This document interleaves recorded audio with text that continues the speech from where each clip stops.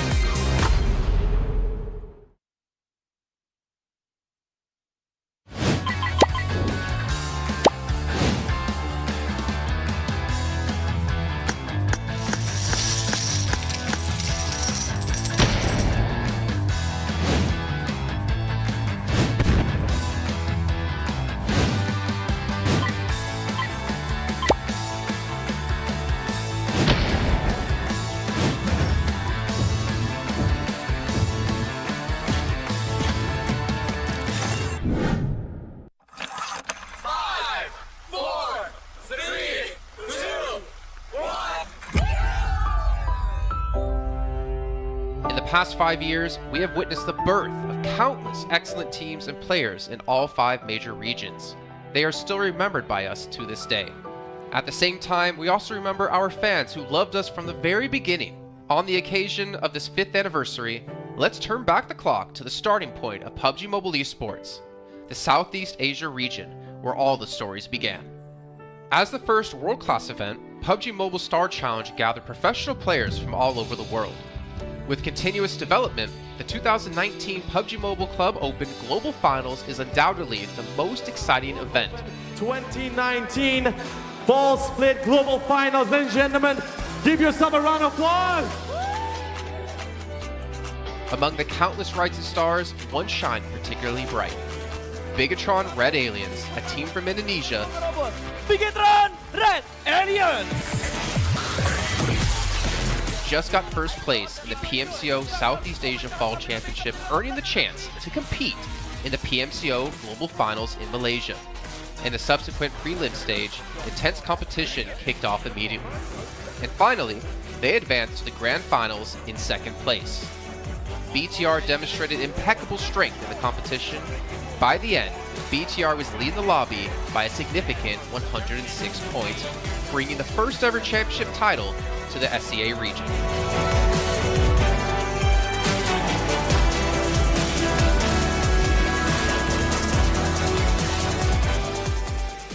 Di saat itu siapa yang nggak kenal dengan nama Bigatron gitu? Tim yang punya segudang prestasi, mereka juara dunia di PMCO Global Finals tahun 2019. Mereka banyak banget melahirkan pemain-pemain berbakat, Zuxi, Luxi, Ryzen, Microboy. Terus habis itu Zuxi, Luxi juga saat mereka menjadi juara dunia, mereka berada di masa prime-nya mereka banget. PUBG Mobile Esports always strives to develop and grow year after year. That's why we made sure to continue the support and build the SEA region. In 2020, the improvement of the competitive schedule introduced the World League, which later became the World Invitational. We also launched the PUBG Mobile Pro League, where even more outstanding teams joined the competitive stage. In the 20 WR, BTR once again clinched the championship in the East.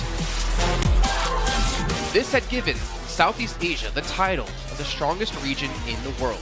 They hoped to continue their legacy at the PUBG Mobile Global Championship, the pinnacle of PUBG Mobile esports. However, BTR was not able to repeat the performance from the previous year. Two teams is going to this round. Winner, chicken dinner. Nova XQL. With the rise of Team Nova, countless brilliant moments were had, but this also left many players with regret. After BTR Red Alien won at the Global Championship in Kuala Lumpur, we thought C region was the best. We thought nobody could beat C region except maybe RRQ Athena, maybe Illuminate the Murder, maybe Mega Conqueror. But C region was the best at the time. And we get to the league. We heard of a team called Nova. We thought maybe this team is not that good. On the contrary, they owned all the teams. They were very good. Let's move forward to the year 2021. With continuous efforts, more teams and players joined the Pro League. For example, Xavier, who placed 3rd in the 2020 PMWI East League, also secured 2nd place in the PMGC East League. FaZe Clan also made their debut on the world stage. Có thể nói 2021 là năm thành công nhất của Dingo Xavier trên đấu trường quốc tế, khẳng định vị thế và tên tuổi của Việt Nam vô cùng mạnh mẽ. Còn với FaZe Clan, đây là năm đầu tiên họ đặt chân đến với giải đấu cao cấp nhất của PUBG Mobile, nhưng lại khiến tất cả những đối thủ khác đều phải dè chừng và e ngại. Undoubtedly, the year 2022 has brought the greatest changes to the SEA region. Vampire Esports emerged, dominating 2022 PMWI, winning both the main and after-party tournaments, while also setting records for most chicken dinners, most eliminations, and more. They were not only facing competitors from the SEA region, but from all over the world. Everyone was talking about VPE and wondering if they can maintain their performance at the Global Championship or if it was just a stroke of good luck. On the last day of the 2022 PMGC Grand Finals, VPE won 3 chicken dinners alone, moving from the bottom of the table to 6th place, achieving the best result for the SEA region. They pulled off another miracle, but sadly, it was was not enough to win it all. In 2023, VPE continued their impressive performance. They once again won everything at the 2023 PMWI. 2023 PUBG Mobile World Invitational Champions, Vampire Esports!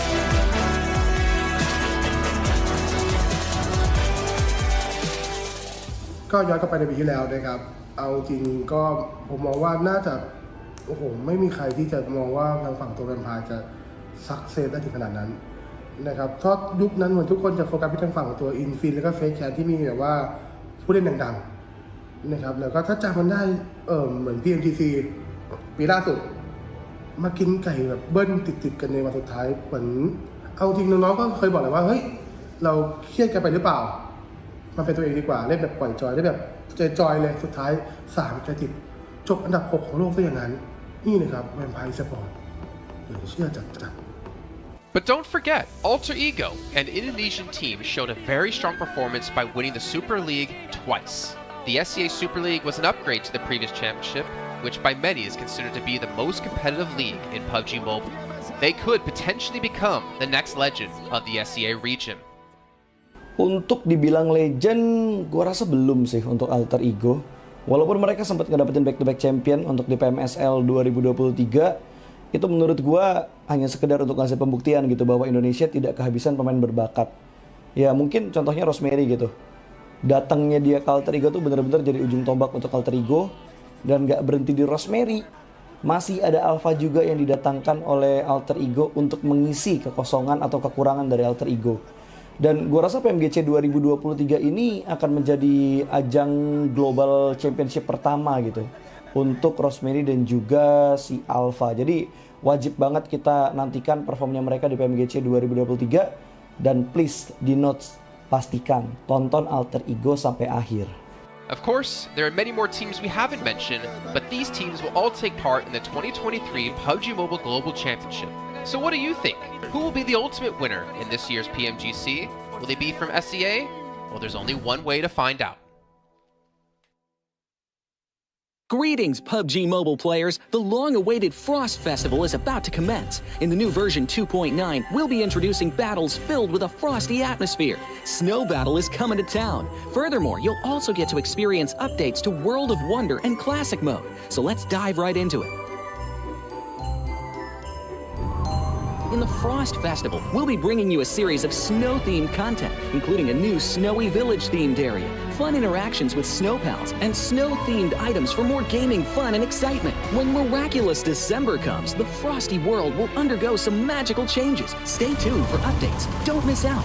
First, let's take a look at the new themed area, Snowy Village. The village covers a wide area of 280 by 150 and has loads of supplies. It's located near Stalber in Erringel, Iceborg in Livik, and Goroka in Vikendi. In addition to the buildings on the ground, the underground area of the Lucky Ice Tower is also worth exploring. Make use of the 2-story layout to experience a completely new battle experience. Sound the bell in the Lucky Ice Tower, and you can even summon rewards. Additionally, the village also has a snow rail, which can help you quickly move around and gather supplies. It allows you to navigate flexibly between different areas of the village and also swiftly relocate to advantageous positions during battles for your team to counterattack more effectively. Of course, you should always remain vigilant to avoid becoming the target of an ambush. What's more, the village also features a special 2-seat vehicle, the Reindeer. It's also a great choice for transportation as it allows you to swiftly move all over the map. For intense battles, we've also prepared festive and practical battle equipment for you, the Snowball Blaster and Snowboard. The Snowball Blaster can be used in many ways and has loads of functionality. When you aim it at the ground or a building, it can create a snow pile cover for you. When used on enemies, you can temporarily transform them into lively snow pals to restrict their movement. When facing bodies of water, you can use the Snowball Blaster to freeze the surface so that you can walk on it. It's definitely a practical yet entertaining weapon. After transforming into a lively snow pal, you will be unable to use firearms to do battle. You'll only be able to rely on basic actions such as walking, running, jumping, and swimming to evade enemy pursuit. It takes some time before you can revert to your human form. Let's build a snowman together. The snowboard will also bring you a whole new experience. Apart from helping you glide and move on various surfaces, it can also be used with the Snowball Blaster. Explore the many possibilities and use these two items to have all kinds of fun. We've also designed very various interactive mechanics, such as searching for snow toddlers, lucky ice, and the snow blast zone. When you encounter a lucky snowman on the map, don't be in a rush to leave. There are 4 lost little snowmen hidden near the lucky snowman. Search for the 4 hidden snow toddlers and bring them back to the large snowman. You'll then receive a token of gratitude. There are lots of lucky ice scattered across the map. Shatter the ice to get the supplies inside. Try using a melee weapon to break the ice more easily. Furthermore, you'll find that snow has engulfed some red zones on the map, and the falling snow will bring about many interesting effects. Players within a snow blast zone will be transformed into a lively snow pal if they're hit by the snow. If the snow lands on the ground, a snow pile cover will be created. In this World of Wonder update, we'll be introducing a brand new transformation skill gameplay and a catch me hide and seek gameplay for you to enjoy the transformation skills to the fullest. Of course, you can also use this skill to create more interesting creations. We've also added a Snowy Village map template to celebrate the Frost Festival with creators. Additionally, we've also made some updates and improvements to gameplay devices, game parameter settings, and the editor. For more details, please follow the official PUBG mobile community. We'll continue introducing the latest WoW content to everyone. As for Classic Mode, we've also made some improvements to vehicles, firearms, creation mode, emotes, settings, and more. First, we've enhanced the designated marksman rifles. Some DMRs can be equipped with the full auto mod to fire in full auto. We've also improved the attributes and handling of some vehicles to enhance your driving experience. We've also added a new garage mechanic. From now on, you can choose your dream ride during matches. Meanwhile, we've also added a custom SFX adjustment feature. You can adjust the volume of some sound effects to whatever best suits you. As for creation mode, we'll be introducing some quick view features for watching the victory dance and fireworks displays and the new Frozen Kingdom themed performance in order to provide players with more possibilities for creative content. Furthermore, we've expanded the emote backpack. Now you can equip more emotes before entering the battleground. That's a wrap for the main content in this new version. In addition, new content will be added to the popularity battle event, Metro Royale, and season rewards. For more details, follow our official PUBG mobile community. Snow Battle is coming to town. Winner, winner, chicken dinner. In 2020, while the eyes of most PUBG Mobile viewers were focused on Southeast Asia as well as other regions, there was one region in particular that went under the radar, the 2020 EMEA League. Numerous teams from different regions were fighting for a spot in the 2020 PMGC. Among them, the teams from the EU region were the most dazzling. Canina Power, which had previously won 3rd place in the 2020 PMWL West League, managed to break through and eventually won 6th place in the 2020 PMGC. Class Dilge Athletics from Turkey also successfully took 8th place. For the entire EU region, this was a great start, and in the future, the EU region would grow into an even stronger region. The EU region seems to have endless potential. They always have a number of astonishingly talented newcomers. In the 2021 PMWI, in addition to the veteran team Canina Power taking 2nd place, the newly reorganized team in 2021, Nextria, Xenox in the smokes, the solo by themselves, surprisingly won 3rd place. The EU region seems to just have endless potential. There's always a number of astonishingly talented newcomers coming up through the ranks, developing their skills, and in 2021 at the PMWI, you had some of the veterans there for sure. Canina Power taking 2nd place, an incredible performance coming through from them to get that 2nd place. But not only that, you had the reorganized team for Nextria in 2021 who won PMPL Turkey. They came 1st in their region and then were invited on the back of that to the PMWI West to take 3rd place. So these new talents working as this new roster at the time, a phenomenal resurgence there, and there's so much more left in the pipeline, I'm sure, for this region. I'm really excited for what the future has, and I can't wait to see what they've got. In the 2021 PMGC, teams from around the world gathered once again. First of all, worth mentioning is that among all the participating countries in the Grand Finals, Turkey had the most with 3. Among them, teams like S2G and Nextria finished 4th and 6th respectively. This was a massive achievement. The efforts of the EU region are constantly bearing fruit. Now they just needed an opportunity. 2021 yılında Dünya Şampiyonası istediğimiz gibi başlamıştı. Çünkü West aşamasında 3 takımımızı birden ilk 6'ya sokmayı başardık ve büyük finallere 3 takımımızı göndermiştik. S2G 4. olarak buraya katılma hakkı kazanmıştı ve kadrosunda Rip7, Timber, Kalse, Sylas gibi isimler vardı. Büyük finallerde ne yapacağını çok fazla kestiremiyorduk temsilcilerimizin, çünkü dünyadaki takımların iyi performansları söz konusuydu. Büyük finallerde temsilcimiz S2G 4. olmayı başardı. Nexu'ya 6. olmayı başardı. Maalesef Fenerbahçe ilk 8'in dışarısında kalmıştı. Ama bu takımın ileride çok iyi şeyler vaat ettiği konusunda herkes hemfikirdi. Next, let's go directly to the 2022 PMGC. At a time when everyone was focusing on whether Nova could win 3 consecutive championships, a team that was not originally a favorite to win was about to become the focus on the stage. S2G performed consistently in the first 2 days of competition, always maintaining a position at the top of the leaderboard. And on the final day, S2G changed its conservative tactical strategy and sought to gain more elimination points in the last few rounds. And in the last round, S2G secured the championship with 15 elimination points. The champion of 2022, it is S2G! They finally broke through and made history for the EU region. 2022 Dünya Şampiyonası bizi büyük zaferler getirdi. Tabii ki Dünya Şampiyonası başlamadan önce bu zaferlerin geleceği konusunda çok bir fikrimiz yoktu.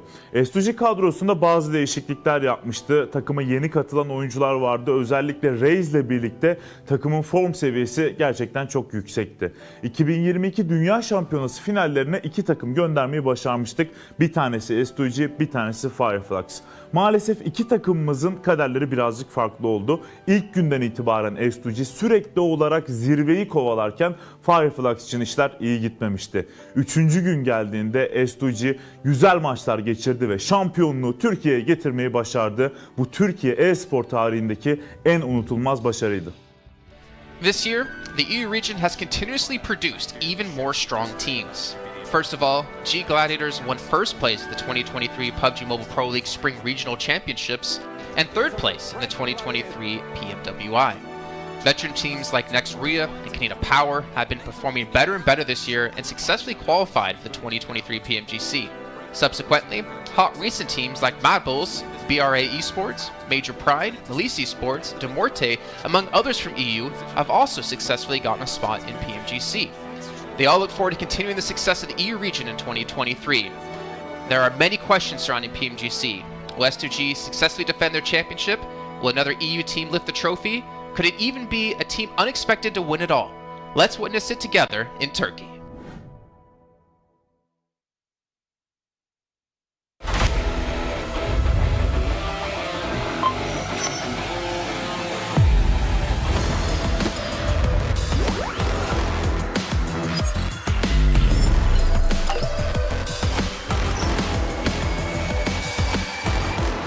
Gold Investigator.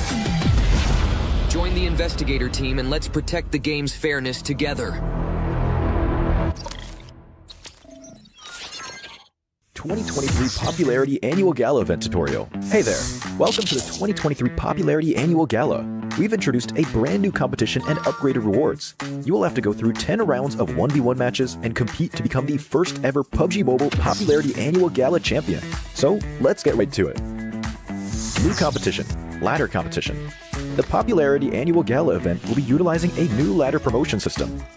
Players' initial ladder grade will be determined by their battle points at the end of the first round. Ladders are divided into 6 grades: Triple S, Double S, S, A, B, and C, with Triple S being the highest.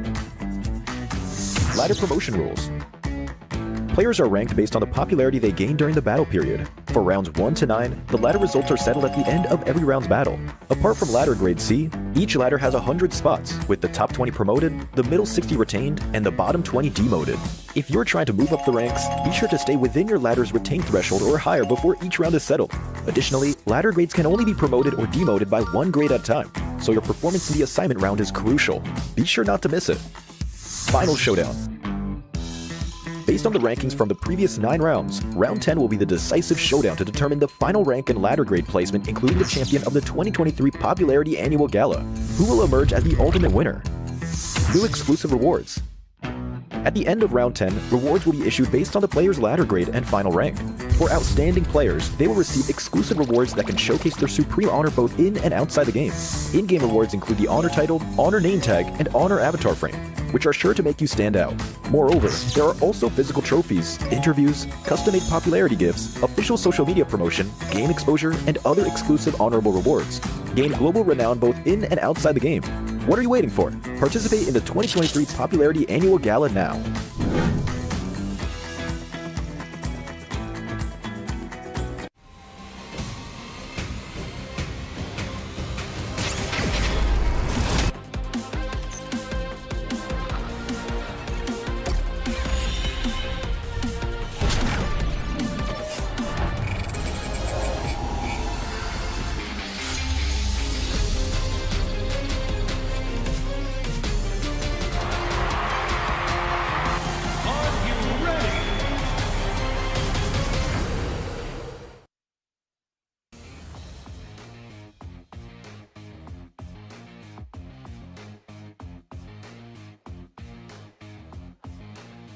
Welcome back to the PMGC 2023, and this is going to be the last chance stage here.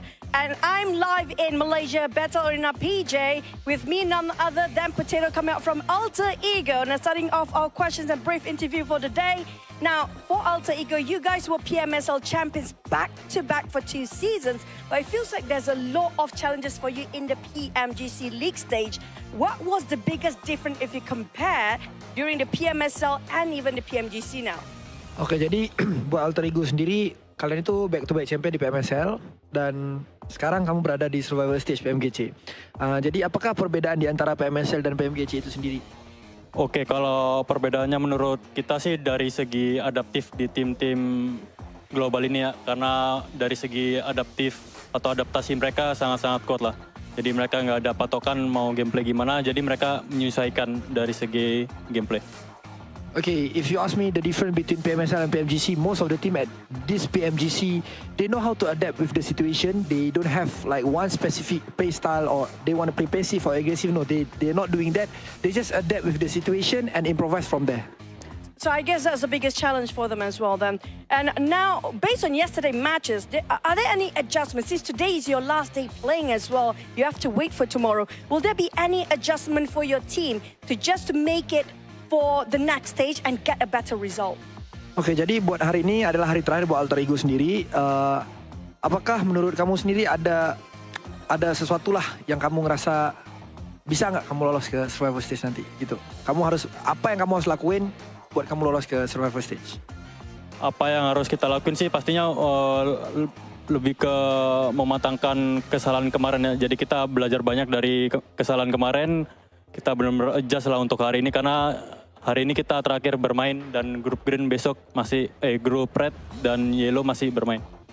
Okay, so for me from Alter Ego, we want to do our best. We already touch up our mistake. We already learned from the past, and yes, of course, today group green and versus red, but then red is gonna play in tomorrow. So I think we're gonna perform really well so that group red is not gonna qualify easily to the last chance. Now I'm gonna touch that for a bit more. Since you mentioned about your mistakes yesterday, and it's so hard to actually identify your mistake in a very short time, can you state out some of the mistakes that's quite major for your team? Ya, kamu ngomong-ngomong, kamu ada ngomong tentang permasalahan yang terjadi lah, mistake-mistake yang terjadi. Bisa nggak kamu cerita sedikit aja, apa salah satu contoh mistake-mistake yang terjadi di kemarin hari?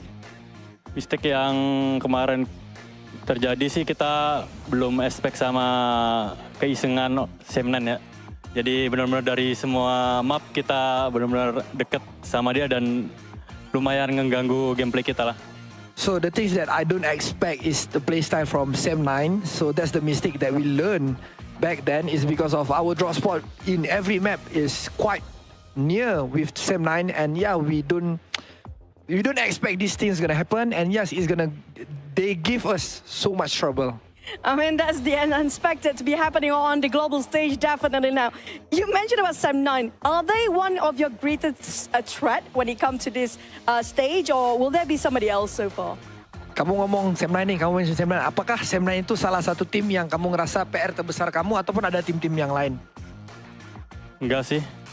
Karena emang kemarin iseng aja, kita nggak expect dia bakalan main se-iseng itu. Okay. So basically, it's not really Sem9 is our biggest threat, but then we just don't expect they're gonna play like that. Okay, we might have more surprises for today, by the way. With tight points among the teams, and you still have a great chance to make it to the last chance stage. What's your focus to improve your rankings since today is your last day? And what do you think is the most important outcome for today's games? Okay, jadi kalau kita lihat dari point system, poin kalian itu tidaklah terlalu jauh untuk kamu lolos ke ke last chance. Jadi, apakah fokus terbesar yang kamu mau fokusin hari ini supaya kamu bisa lolos ke last chance? Kita lebih ngemaksimalin tiap game sih. Jadi kalau tiap game kita mendapatkan hasil yang bagus, poin juga bakalan ikutan bagus juga. Jadi kita fokus game per game. Okay, so basically we're gonna focus on each game. We're gonna focus on our first game first. It's because of I believe if we focus on each game, the point will come afterward. So we're just gonna do our best in every single map so that we're gonna maximize our point. I agree. It's one step at a time, one thing at a time as well. But we're done here on Stage Live. We're going to toss it back to the casters. Good luck, all the best for all the teams out there competing, especially when it comes to Green Group. Today will be the last day performing, and the next day they have to just wait it out. We're just going to toss it back to the casters. Casters, take it away.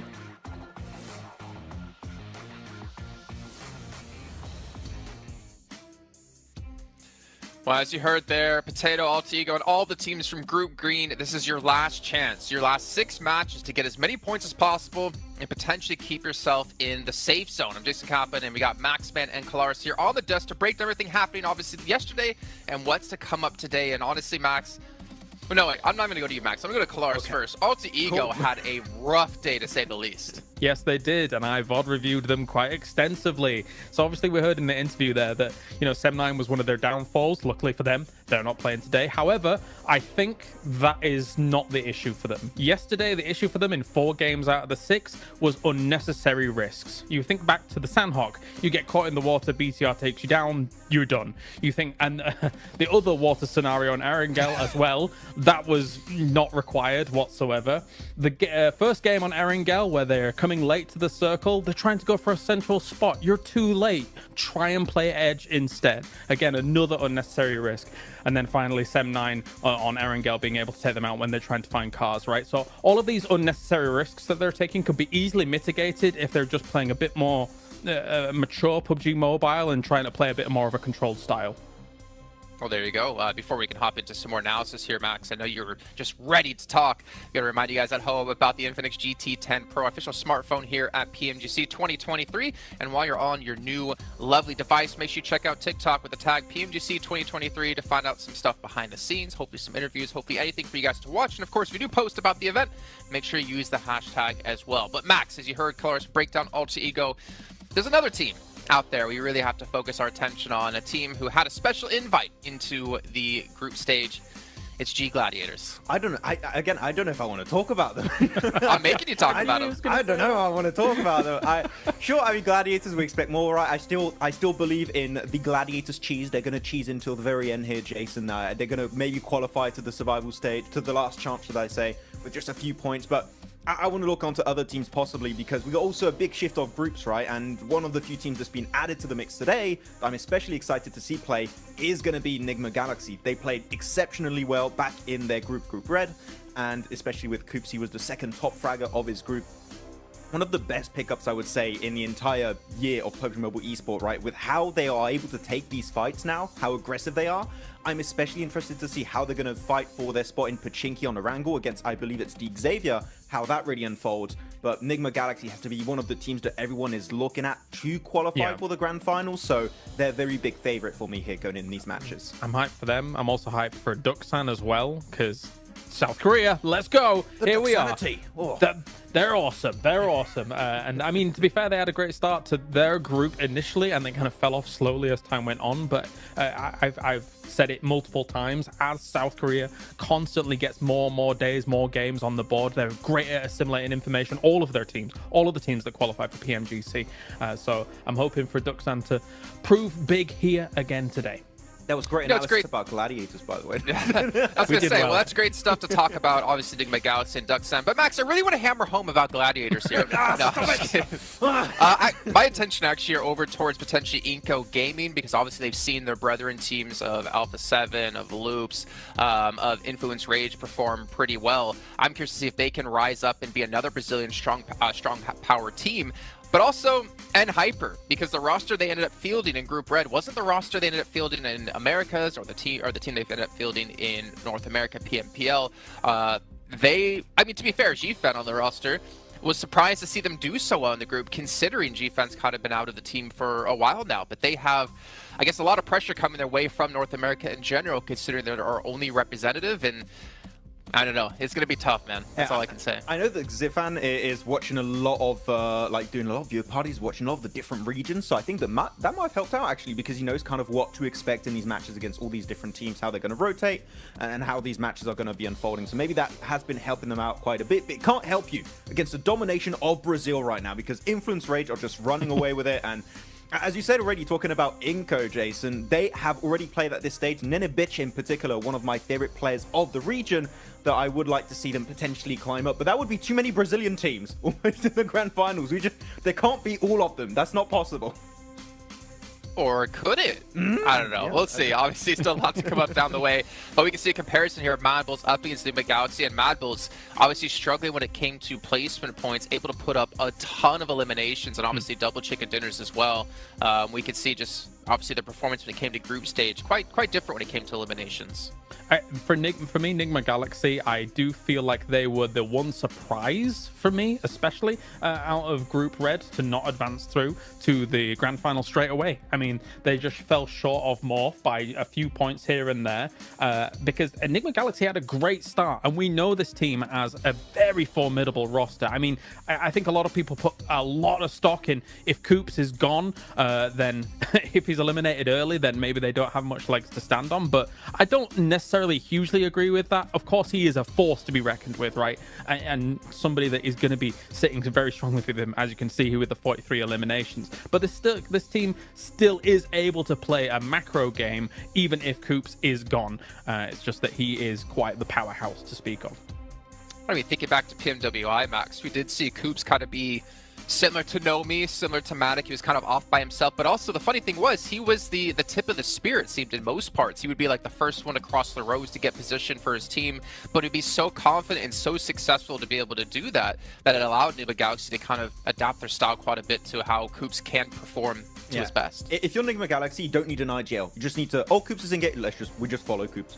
Enable him. No, just enable Coops, exactly, to kind of take these fights, because clearly, as you said, he is the spearhead of these scenarios. He is the one that is leading the charge for this fight, and a lot of the time it's very successful when it works out that way. And the rest of the team, sure, they can frag out. We know Lord, we know Freak, we know how Rauf can also pop off in these matches, but clearly it's just the setup around Coops. If he gets knocked, pick him up. You want to keep him alive as much as possible, which is what I wanted to see almost from Quest with Al-Hajj, but it's just not been the case. Al-Hajj has been going out early, so it goes to show how important it is to keep a star player like Coops alive until the very end, because it increases your odds of winning those matches pretty significantly. So yeah, I hope that it's going to work out for them, though.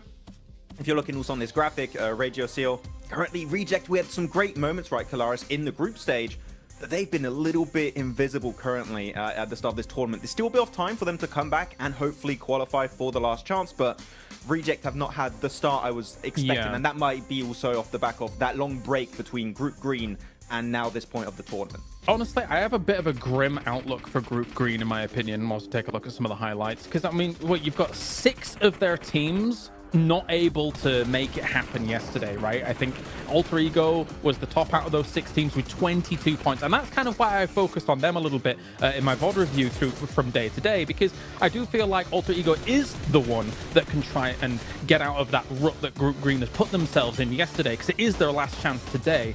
So much so that I do believe that Alter Ego will make some big changes coming in today. Like, for example, I think that they're going to go north on Sandhawk because Hyper goes down towards Camp Charlie, which was a backup drop since they moved away from that northwest island, for example. So we'll see if that actually pans out here today. But yeah, I think they've got a tall mountain to climb as Group Green today for the most part.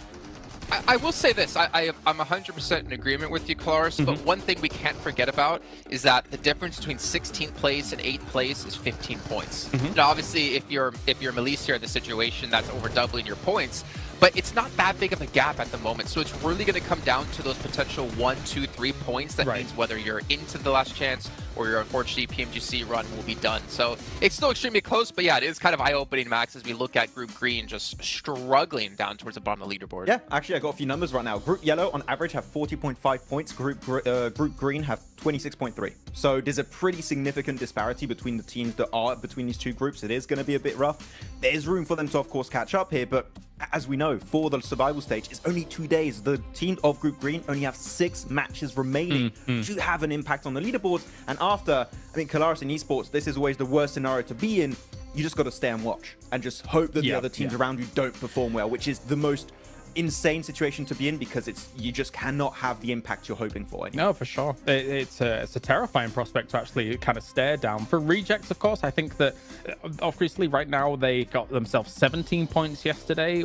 Compare that to the group stage that they had, which was 188 points in total. For me, I don't know if 2 days is enough for Rejects and rotating lobbies for them to gain traction, because Rejects' performances came in the latter stages of their group as a whole, compared to some of the earlier days and the early results. That said, as well, there's some uncharacteristic numbers that came out from yesterday. Procedure, for example, only 10 eliminations across 6 games. This is a team that can get that in one game, no problem, considering what we saw from them in the group stage. So my eyes are also on them, aside from Alter Ego, because I just think that they're capable of more. 100%. I completely agree, and unfortunately, just not seen out of them and the Twins. But you know what? Obviously, rotating groups. I think for me, as you kind of mentioned, right? Like we have rotating groups. It kind of doesn't favor some of the teams. But for me, PMGC is always about finding the best all-around team, because there's so many different kind of mini tournaments within tournaments, right? You have your group stage where you play out the same teams over the course of 3-4 days. Then you have this event where you have rotating groups. You have to be adaptive. Then you get to the grand finals where it's going to be a sprint, or I guess the last stage coming up in just 2 days, where it's really a sprint, right? With just 2 days of play. You got to be good all around, and we're going to find the team to be just that, hopefully, very, very soon. But one team I did want to focus on, just really quickly, because I want to throw this out there in case it happens. Influence Rage. You're so far in the lead, there should be no chance you're ever going to fall into the bottom 8. Do you start to hot drop on some teams' potential, start to kind of put yourself in rotational paths of some of the teams, well, obviously not them because they're not playing here, maybe Mad Bulls is a better case in the situation, to punish teams and prevent them from potentially qualifying?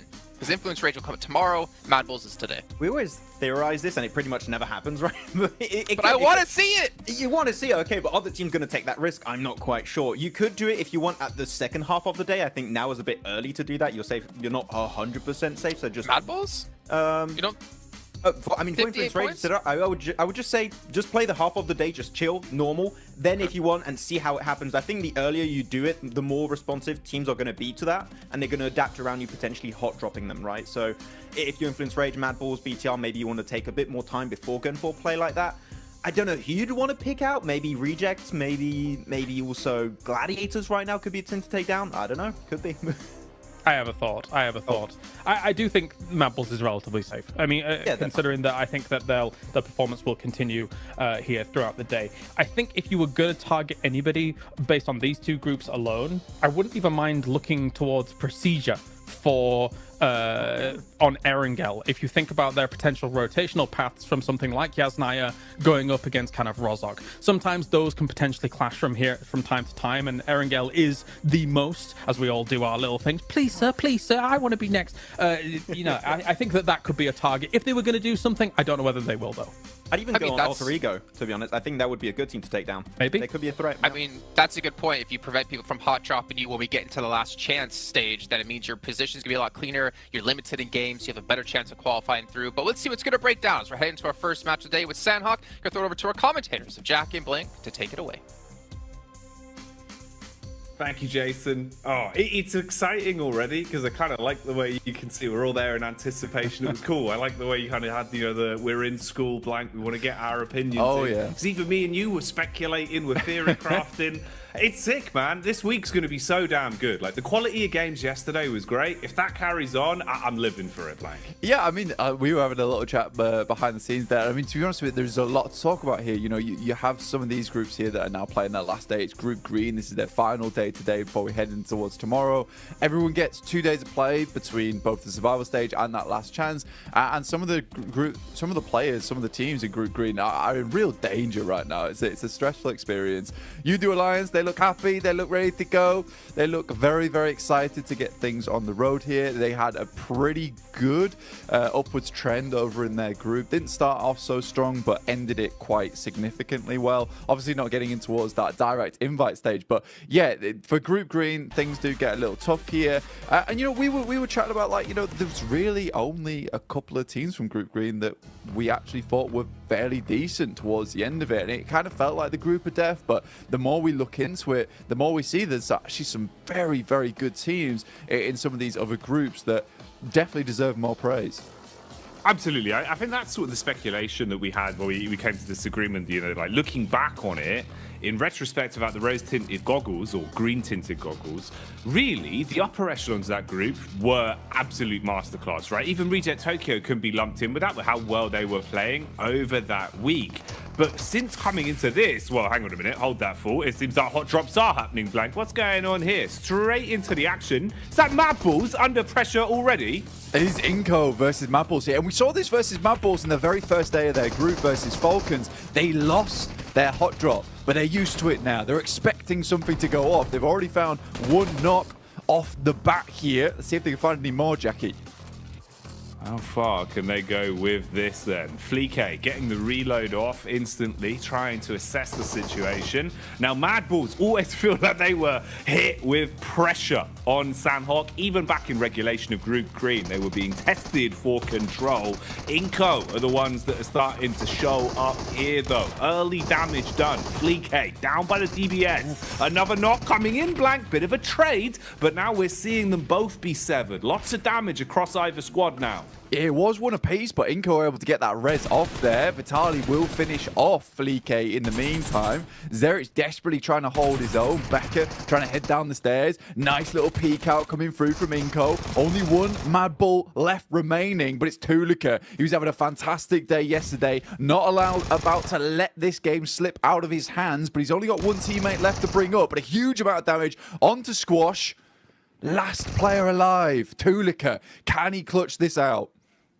Oh, is it going to be burned clutch like a used car salesman? Drop down for Squash, seeing if he can clear his way through as the bullets come flying. Tulika calls for the backup of his teammates, rotating further over so he's got room to try and pick him up later if possible. Doesn't peek off the back of the bait of the movement either, so Squash still holding. Frozen expires, and it's all on Tulika for good. No chance of getting his teammates back, so worst case scenario has happened here. Even if either one of these solos get away and give up the final elim, you have crippled yourself coming into the opening game today. And this is it, Blank. They've got to roll with the punches now. Yeah, Nima Galaxy also having a little peek in here with Ralph off in the distance alongside with his teammate. So this fight is not going to go well either way for both squads right now. Tulika is on the broadside, will be spotted almost immediately. This shotgun that Squash has found himself alongside with the SK-12 that he's currently holding on to, it is just stressful to deal with now for Tulika indeed. One shot will be enough to take him down unless he's at distance, but for the Mad Balls, this is still sort of an important fight to win out on, right? You do not want to be losing your spot in Ruins. You don't want people to be feeling like you're an easy prey come towards that direct invite towards the PMGC, that global championship. So for anyone watching, all the other teams are already qualified. You know, Mad Balls having to put on a bit of a performance here, a bit of a display. Goodbye.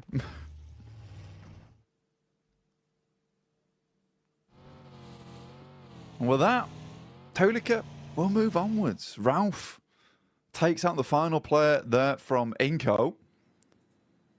Difficult stuff ahead now for Tulika himself. Be moving forward here, Jackie. Oh man, that is a rough way to start this off, Blank. You know, we're coming into it thinking that we have time to speculate, give a bit of a lay of the land, if you will, for our viewers at home. We got Jason's favourite, just what he ordered, you know, fresh from the oven there, the hot drop specialty. Mad Balls just walking away with just the one man as well. The worst case scenario, really, Blank. And then a third party to steal that last elim.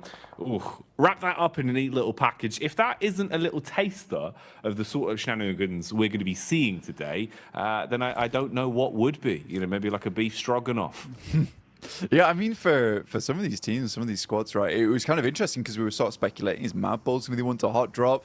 In the end, they have to, but it's Inco who does engage that. And I think for Inco, maybe not the greatest thing to happen. I mean, we were talking about how, you know, here on Sandhawk, you do want to try and get as many points as possible, squeeze out as much as possible from this map, because you're only going to see one of it anyway.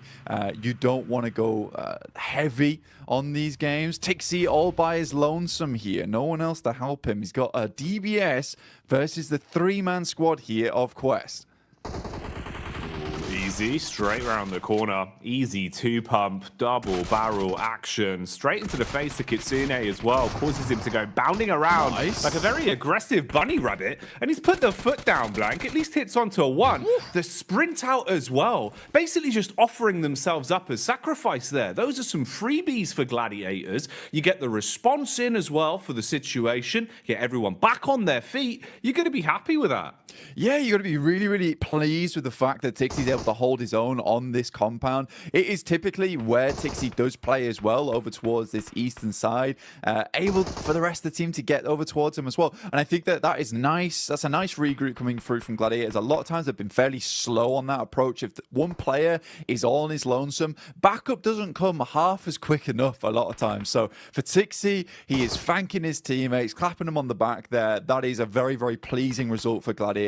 Not so much for Quest, currently on 13 points. It's not really looking too good for this team, even after the absolute mad plays we saw from Al Haji yesterday.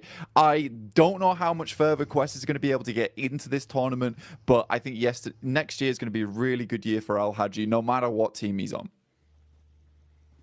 I think they've done well, at least in kind of winning the hearts of the fans a little bit as well, with the time we've seen from them on camera, the way they've come across in their interviews, and the resilience we saw, at least in regulation, back in Group Green, right? You know, for them to actually fight through and even still be in the tournament in a position where we can still be talking about them right now, Blank, at least for me, was impressive. It just felt like there was a little bit of room for them to get another step forward. It's a shame how some of the games have gone for Quest, especially yesterday. It was rough. It was raw. Misery back on screens here, though. Evos instantly aggressing, looking to try and build themselves a few points on this one. Misery got the early knock off with the UMP. Redface and Co now moving in to clear out the upper compound as well, and flushing their way through anyone that dares to peek into them. Yeah, it's a nice little fight there from Pasija Evos versus Enhyper, leaving them down to one player now. And I think for Pasija Evos, this is very well set up. Yesterday didn't look too great for Pasija Evos. I mean, they were doing extremely well over in our group stage, but kind of fell off just a little bit there towards our first day of play for Group Green. 21 points, though. It's not terrible. It's not ideal either, but it's good enough. Pasija Evos, it is just Misery now coming up against some of the players here from NASA.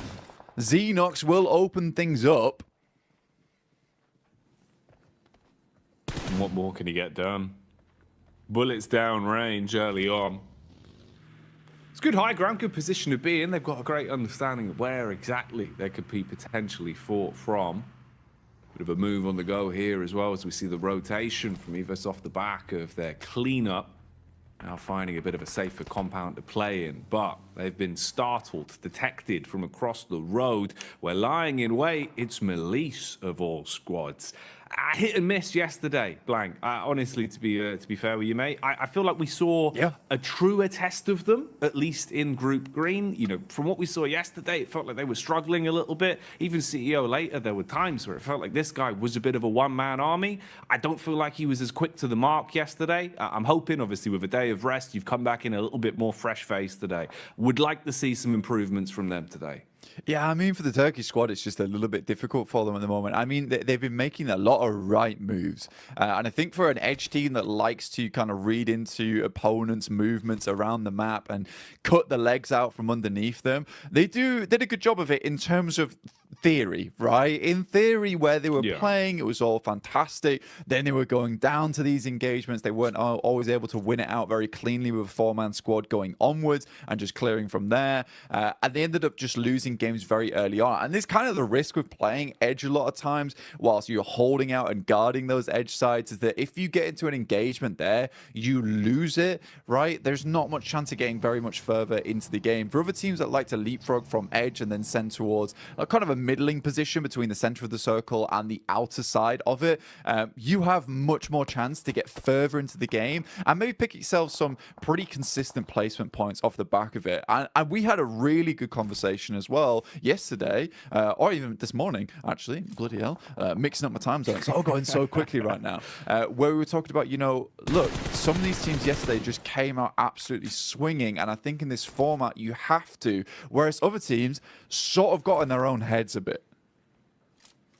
Yeah, that was one of the big focal points we were kind of sort of umming and ahhing over, about how you could see the difference of, let's say, a team like Influence Rage, who came out just playing their style, just absolutely giving it, right? Any opportunity they had to just swing on a fight, play confidently, going into an engagement basically thinking, we've already won this. They're just thinking about the points being in their pocket.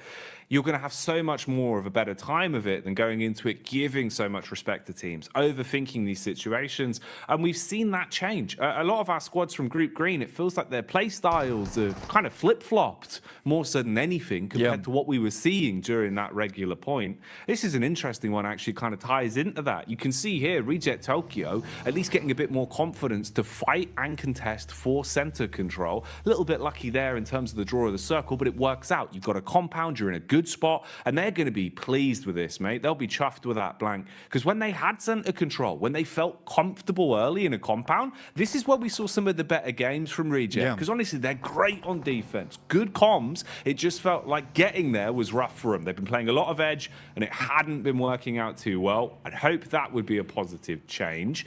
Bit of a fight potentially developing here as well. You've got the push up the hill. Focus is drawn from NASA towards the backside, but a few bullets whizzing on by. Room for a bit of a scrap here. Yeah, I think for Enigma Galaxy as well as Nasa, this is a case where potentially Enigma Galaxy will just think about just swinging wide of this, potentially trying to get in underneath towards Painan. I think Enigma Galaxy is a team that is very well known for some of their more smart rotations. A little bit of a scout there from Ralph. He's in very much danger now of taking a knock. Luckily, the vehicle is going at a strong 90 miles per hour. Alter Ego zooming in towards where Reject is playing. Already Octa gets taken down here. They try and take control of one edge, but Reject has penned them in, locks them into one location. Now the nades can start to come through. There's a lot of damage off the back there. In the meantime, Duxan does take down Ralph. We talked about him earlier being very, very low. Pins pulled on the nades for Alter Ego, looking to see if maybe there's a way they can defend themselves with these bad boys. Problem is they've already taken so much damage. Reject Tokyo setting themselves up. They're trying to reset in terms of the defense and readjust what positions they're playing from so they can support each other a little bit easier. There is nades in play as well. Reject Tokyo normally very good on lining up those double nades. That could be something to come back towards. For now, we'll see what's happening up on the hillside as well. There's been a bit of commotion here. Teams have been making their presence known, and that high ground control is going to be worth its weight in gold the longer this one goes on. So pressure being applied there. Rotation coming in as well. You've got Alliance on the move as they start to make their way over. Drop in the smoke so they've actually got some cover to work with. And you'd need it because Melissa are close by and they're eagle-eyed, Blank. They've got eyes like a hawk. Yeah, for Udo, this is probably one of the toughest rotates currently happening on around the map, where they're sort of locked in between DX as well as Malice Esports, and DX has a fantastic control of his high ground. Something we saw a lot from them yesterday is identifying some very strong positions on the map, but also being really good at holding them down. Not necessarily always in compounds, just in certain areas of the map where they have that high ground control. They can play around a little bit of hard cover and go from there. Circle moves very hard towards that north side. Now, that is a little bit of grace given towards MB Esports. They can use that to their advantage. Udo Alliance, they take a knock in Flax, and a quick heal goes over towards Fatah there. So very, very immediate response from Udo Alliance, but I don't think it's going to be enough here. I think they're just caught on with the worst end of the stick out of the lobby. Probably the only team that's going to suffer in the next minute or so, I would say.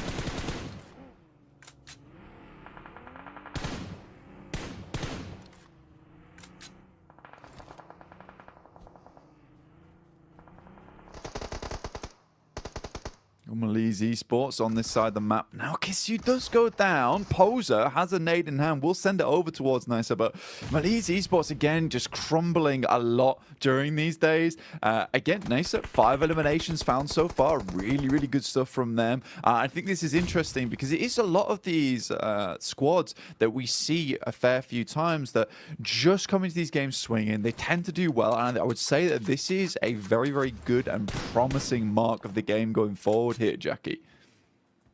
I'd agree with you, man. It feels like, actually, we're getting into a bit of a groove now, a bit of a stride for some of our teams. A lot more aggression displayed early game as well here with the culmination of the 2 groups we have in today's lobby for survival stage.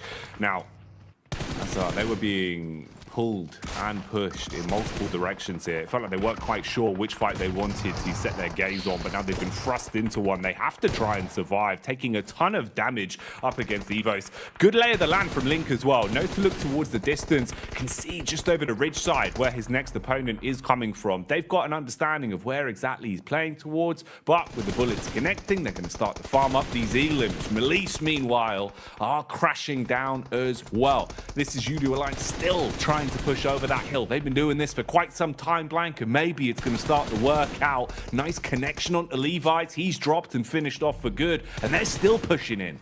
Yeah, Cluck's doing a really good job here. I actually like the thought process we saw from Udo Alliance. Unfortunately for them, DX follow them down on that south side, which is a really cool play from DX. You don't a lot of times see teams chasing on this situation. In the meantime, Reject desperately trying to hold on towards their central compound. They left it, they moved towards that north side, but they did face off versus FaZe. But they're currently still in a strong position. Gladiators, for them, this game is very, very important. They already started things off really well with a 4 eliminer. It would be absolutely strange and weird circumstance that we see Gladiators get the majority of their points done on Sandhawk. As we know, they are horrid at this map. This is a map that they do not find a lot of success on, but already they're up to 7 eliminations. With 4 players alive, this is starting to be a really good run for them.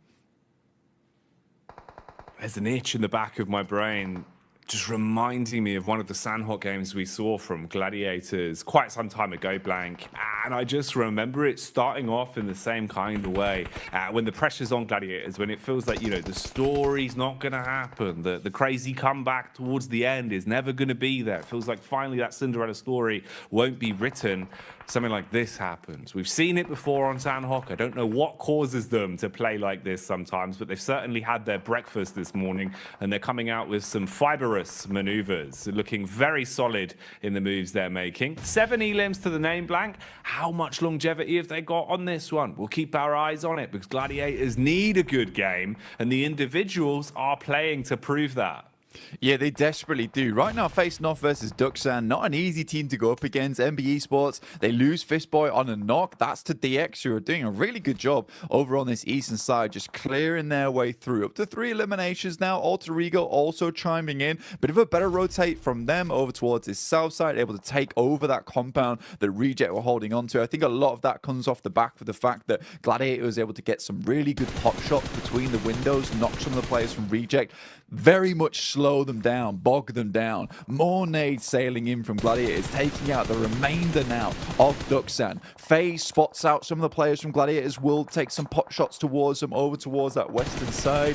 Chow gives his life for the rest of the team, but it's just Paragin now. With Lamborghini down, he is able to get in, but this is more of a survival game for them. Great circle here for the Gladiators. The last minute men, as usual, very much feels like back towards my university days where the deadline's looming and then suddenly I'm in the library for 24 hours. That's how it always goes with Gladiators, man. I sympathize them with a lot, Blank. I'm the same. Unless the deadline's there, it's not getting done. And that's the way they play. And honestly, it's working wonders for them right now. Again, you know, with every time we're looking over to them, they're starting to build up more elims. And like you're saying, zone-wise as well, they're in a good position to make a play off this. The one awkward encounter in the dead center as well is Reject Tokyo, now basically being the Reject duo, with all of FaZe in full force around them as well. So not really what you want to be. A bit of flat sharing going on, and that's illegal. It's called subletting, Blank. FaZe are going to clap back onto DX as well, finding a way to peek through the windows. An assault onto Paragin. That's an unlucky knock. Yeah, I think right now, even though he's able to get Lamborghini up, it was kind of for nothing. This little high ground the Gladiators currently have control of was so fortuitous that they got the circle on this side.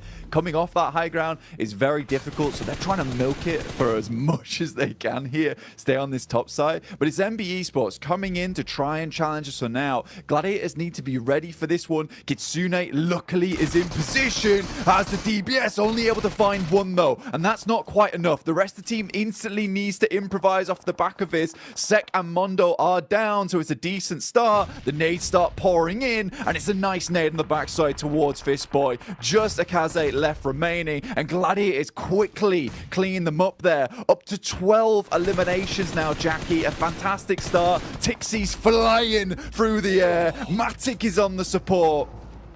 Oh, mate. This is perfection put together so precisely from Gladiators right now. That was beautiful. The nade work to defend after the crash was on point, and then straight back into hungering for more elims. The peek down the hill, beautiful connection on the aim skill as well, and we get left with our final four. A scrappy one at that as well, Blank. Alter Ego still alive. They were able to find what remained of Mad Bulls and shut them down, but they've now had the same done to them. Peek out from Sarah Biceps, and with a smooth right hook, he's wiped them off the face of the battleground. 3 squads remain. Gladiators currently on the outside edge right now. It's FaZe with a very strong position. Alter Ego still need to work their way in as well, but they went out earlier on. Reject holding on. It's a good little game for them, but for the Gladiators, more points would be absolutely gorgeous for them here. If they could win out this game, they'll send themselves tumbling towards that top side of the lobby after just one match. So 20 points. Realistically, if they can get themselves 25 after this, they'll be very, very safe. It'll give them a buffer. They still will need to put in the work after the rest of the day, but they'll be in so much better stead. And taking that pressure off yourself this early on in the day is so, so nice. Taking the pressure off themselves and applying it to Reject Tokyo. Problem is, though, it's not going to turn them into diamonds. It seems like they will instead just buckle under the pressure. Bit of a peek out here from FaZe, though, as Gladiators encroach further on the compound, closing in on them, using their utility to try and blow Lufa out of the equation. Nade after nade barreling through. Swing from FaZe on the stairway as well, and that connects. So Meku left black and blue, down on his last legs now as they first onto him. Gladiators with only a duo remaining, Blank. I think regardless of what happens there, I think Gladiators are fairly pleased with this result, right? Meku was always left behind to try and help the rest of the team get further up. Now it's Matic in a 1v3 scenario. It's going to be very difficult for him to pull this type of thing off. Goes for the pre-fire as the circle starts to push all these players in. Has an idea of where they're swinging. This rock is really nice to play around, but Onzen, he's on the prowl, and it will be found by the rest of the team. Mormon finishes off Matic. Regardless regardless, FaZe picks himself a nice win from a very easy rotate on that north side. But for Gladiators, that could have been a lot more for them. Either way, I think it was around about 15 eliminations they finished that game with the 6 points on top of it. 21 points is just a very, very nice start for them. And you know what? Jason might have been right to bring them up at the start of the day. It's crazy, isn't it? You know, we sit there, Jason brings out all his storylines that you think are never going to happen. And I think we hit the mark for 3 out of 3 of Jason predictions all in one game. So he's doing well today, Blank. He's doing well. Oh, look at the dance. He's happy. He's pleased with that one. I mean, starting off the day with a win here for Mela is really, really nice for him. He's got his hot water bottle in hand as well, mate. Oh, yes. Taking the heat to the next level. This is why FaZe are winning. They're bringing the heat in. They're warm. Exactly, Blank. That's madness. They got the moves inside and outside of the battleground, and they got the chicken dinner to boot as well. Can't turn your nose up at that one. But I think we do have to give a little bit of eyesight over towards Gladiators, looking at the stats in terms of what they got up to on that one as well. Yeah. That's a big game from them, right? They're actually fragging as well, Blank, which I think makes the world of difference in the sense of confidence. It's what we were talking about way back at the start of the game. At least now, having a high elim game, it should perk you up a little bit. You're not going to feel so somber throughout the rest of the day. Yeah, I mean, the teamwork looked really, really good there from the Gladiators towards the end, and that's what you want to see over. Meantime, we're going to send you back over to the other team over on the desk.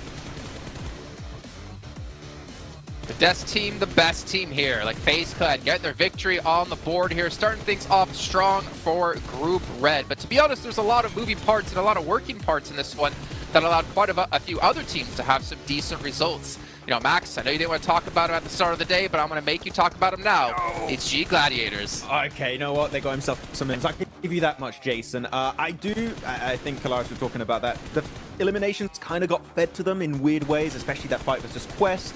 Alter Ego changing their drop location to the Eastern Island, and Mad Bulls fighting Inko, which means that their rotation path here, Jason, is completely free. Even if you rotate late, you can make it through Trifecta, you can get access to Bootcamp Hill, and off the back of that, they can just start blasting at so many other teams like Duxan, Alter Ego, and get 15 eliminations on the board. They needed those points here because they were in a tough spot before here, and they already doubled their points. They had 20 points before this match, and now extra 21. That is massive for Gladiators.